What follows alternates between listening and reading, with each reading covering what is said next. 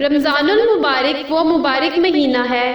جس میں قرآن کریم کو نازل کیا گیا، جو لوگوں کے لیے ہدایت ہے اور جس میں ہدایت اور حق و باطل کی تمیز کی نشانیاں موجود ہیں۔ تم میں سے جو شخص اس مہینے کو پائے تو وہ روزہ لازمی رکھے۔ اگر کوئی شخص بیمار ہے یا سفر پر ہے تو وہ اسے دوسرے دنوں میں بھی رکھ کر گنتی پوری کر لے، کیونکہ اللہ تعالیٰ تمہارے لیے آسانی چاہتا ہے، سختی نہیں، تاکہ تم روزوں کی تکمیل کرو اور اللہ تعالیٰ کی دی ہوئی نعمتوں سے فائدہ اٹھا سکو۔ حضرت علی رضی اللہ تعالیٰ عنہ کا فرمان ہے کہ روزہ خدا اور انسان کے درمیان ایک ایسی عبادت ہے جس سے خدا کے سوا کوئی آگاہ نہیں ہوتا، لہٰذا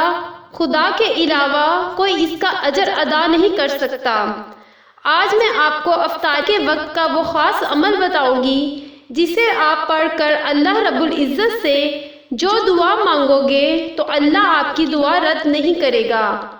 حضرت عائشہ رضی اللہ تعالیٰ عنہ سے روایت ہے کہ حضرت محمد صلی اللہ علیہ وآلہ وسلم نے فرمایا کہ جب کوئی آدمی 4 مرتبہ یہ اسم مبارک کہتا ہے تو اللہ تعالیٰ فرماتے ہیں لبیک میرے بندے، مانگ مجھ سے میں تجھے عطا کروں گا، لیکن اس وظیفہ کے لیے شرط یہ ہے کہ آپ کا روزہ لازمی ہو۔ میرے پیارے بہن بھائیوں، جب افطار کا وقت قریب آتا ہے، مغرب کی اذان قریب آتی ہے، تو اس وقت ایک فرشتہ یہ اسم مبارک پڑھنے والے آدمی کے سپرد کر دیا جاتا ہے۔ جب کوئی آدمی اس عمل کو پڑھتا ہے تو اس کو فرشتہ کہتا ہے کہ اے انسان، اللہ تعالیٰ تیری طرف متوجہ ہے،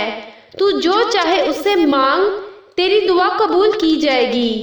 تو آئیے چلتے ہیں اس وظیفے کی طرف جس کے پڑھنے سے اللہ تعالیٰ اپنی نعمتوں کے دروازے اس شخص پر کھول دیتا ہے۔ آپ نے افطار سے پہلے یعنی مغرب کی اذان سے پہلے آپ نے 11 مرتبہ یا ارحم الراحمین یا ارحم الراحمین اور 11 مرتبہ یا ربی پڑھ کر اللہ تعالیٰ سے جو بھی دعا مانگے گا تو اللہ تعالیٰ اس کی دعا رد نہیں کرے گا۔ اے میرے پروردگار، ہم سب کو اس رمضان میں روزے رکھنے کی توفیق عطا فرما، اور جو شخص تیرے دربار میں دعا مانگ رہا ہے اس کی دعا کو حضور پاک صلی اللہ علیہ وآلہ وسلم کے صدقے قبول فرما۔